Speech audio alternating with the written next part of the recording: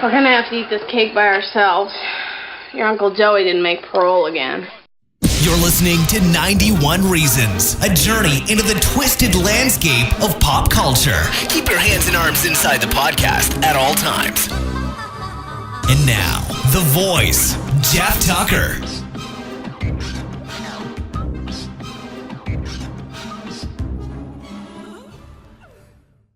Great Scott! Well, looky what we have here. Hey, what's going on, everybody? This is just a quick Wondercon episode because I want to let everybody know that I will be at Wondercon. The whole family will be at Wondercon Friday and Saturday this week at the Anaheim Convention Center.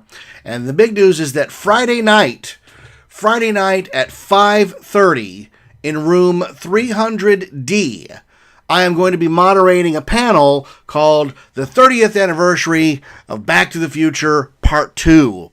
I live and breathe Back to the Future. I saw it opening day when I was 13, and it has been just the greatest movie ever to help you in your life. I watch it all the time. I find new things about it. Hey, you can get fixated on a number of things. Sports, TV shows. I picked this movie, or this movie picked me, right? And what's great is, I was just talking to somebody at work yesterday.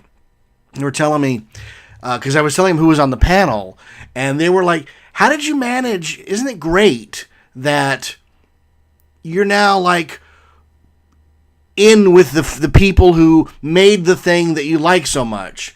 And I said, yeah, it feels really strange. I never thought we'd get to something like this, but who could have ever predicted social media and how it connects us all, But I would have still been banging the drum for Back to the Future, and I love hosting panels because you get to meet new people and take questions from the audience. I'll be handing out copies of my book, Your Friend in Time, How Back to the Future Changed My Life, to the people in the audience who have really good questions.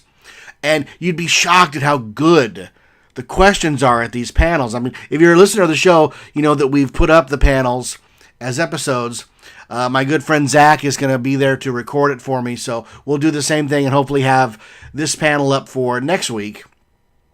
Okay, so on the panel, unbelievable. So it's me, the Back to the Future mega fan me, Robert King Whiten, also known as Dangerous Bob. Now, this guy's a legend in the film industry. He's a prop man, and he has done props for hundreds of movies. Some of the biggest movies you've ever heard of, right? And he's going to be on the panel because he was the prop guy on Back to the Future. In fact, he's the guy that created the orange UPC code license plate for Back to the Future 2 at the very end.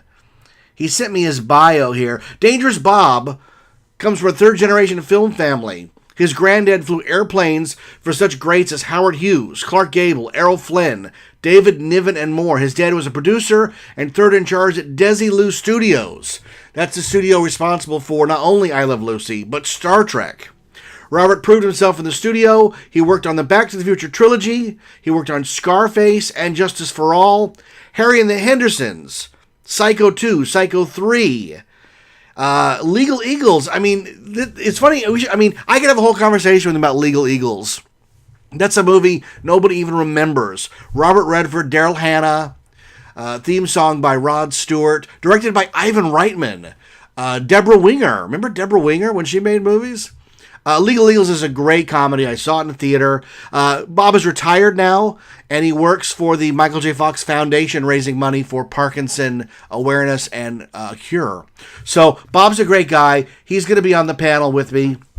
So is Michael Klostorin. He wrote the definitive guide to Back to the Future, the ultimate visual guide. If you're anywhere near a Back to the Future fan, it is the Bible, because it talks about the film from idea to concept to production, all three, and then some of the peripheral stuff as well. It has the whole Eric Stoltz story. It is the best Back to the Future book you can buy. It is hands down the best. Michael is such a good guy. He's also in Back to the Future 3. He's the guy that says, "Morning, Mr. Eastwood." So he's a great guy. He's just written a new book, The Ultimate Visual Guide to Close Encounters. I've read that as well. It is fantastic. It details the entire production. So he knows his stuff. He was also unit publicist on Back to the Future 2 and 3. So he's good at correcting people when they're wrong about stuff because he knows every aspect of the production of those two films. He is a wealth of information, and he is the go-to guy as far as I'm concerned when it comes to Back to the Future trivia and knowledge. Joe Walser is on the panel. Joe is a good friend of mine. Joe is the guy who headed the Time Machine restoration team. They're the guys that took the Time Machine, the A car from Universal, stripped it down and rebuilt it better than it's ever been. It's now at the Peterson Automotive Museum, and just staring at it at the Peterson, because I've seen it a few times, but staring at the Peterson, you're just in awe of it. You're in awe that it's the A car. It is the DeLorean time machine. And also the amazing work that Joe and his team put into restoring the car. Because if you watch Steve Concatelli's Out of Time documentary, it documents Joe's entire work on it. And it really is startling how bad. The car was dead. It was in horrible condition. People had stolen parts of it. And through Joe's efforts and his team, they restored it to its glory. And now it's in a museum. It belongs in a museum. Yeah, it does. And thanks to Joe and his team, and mainly Joe Walser, it is in a museum now. Joe is also the creator of No Concept of Time, a YouTube channel show where he is building the Eagle Moss DeLorean one episode at a time.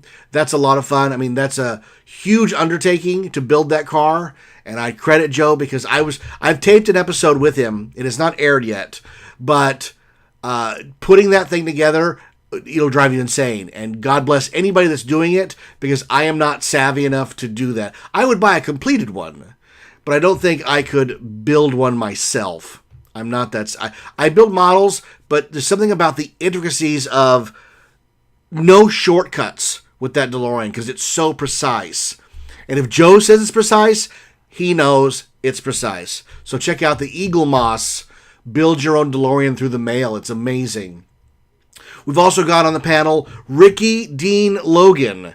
He's the last minute addition, and I couldn't be happier because Ricky Dean Logan's in Back to the Future 2 and 3. He has a very memorable part. He's the guy that says, "McFly, you bojo, those boards don't work on water." I mean, that's a seminal line in the movie. Like, bang, that's the line, right? He's also in Needles Gang at the end of Back to the Future 3. You might also know him as the guy from Freddy's Dead who gets killed using his hearing aid. Ricky's a great guy. I've met him a couple times. I'm excited to have him on the panel to talk about one of the most iconic movie scenes of all time, the hoverboard scene, and how long that took, and how long they were hanging in the air on wires. That's fantastic. And then finally on the panel, it wouldn't be a panel for me without my good friend Chris Gore from Film Threat. Chris is one of the greatest guys ever.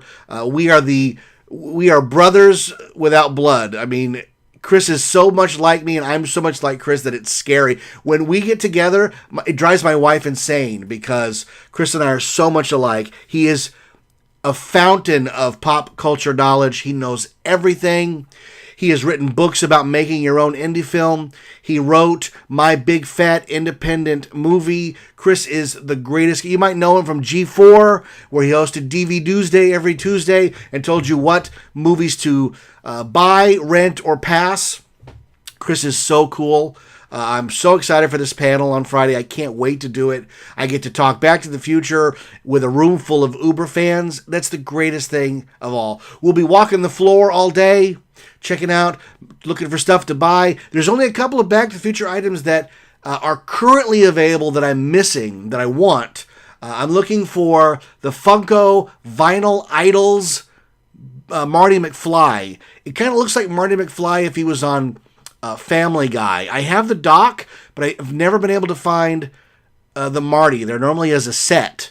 And since I don't want to buy another dock, I keep looking for a single one. So we'll be walking the floor looking for that. I also like to buy Back to the Future custom items if they have art or stuff. I think that's cool. I'm hoping that Super 7 is there with some of their figures, because their reaction figures are just my weak spot. They're coming out with reaction figures for Breakin'. Oh my God.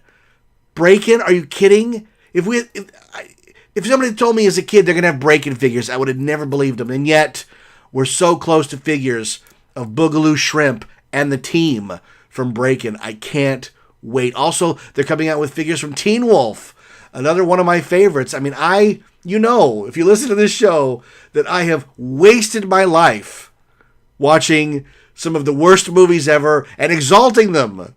I had Breaking on a couple years ago, and my wife was like, Rachel goes, "How can you watch this?" I go, it's a slice of the 80s, man. It's like a time machine for your eyes. I want to do that Dire Straits day. In Dire Straits when the guy's watching TV for money for nothing and he floats into the TV? I want to float into the TV as they goes, ow, ow, ow, ow. Like, you want to be part of it, man. So don't forget, WonderCon is this weekend. Hopefully you're going. Get your badges. Get down there. Some days are already sold out. It's going to be so much fun.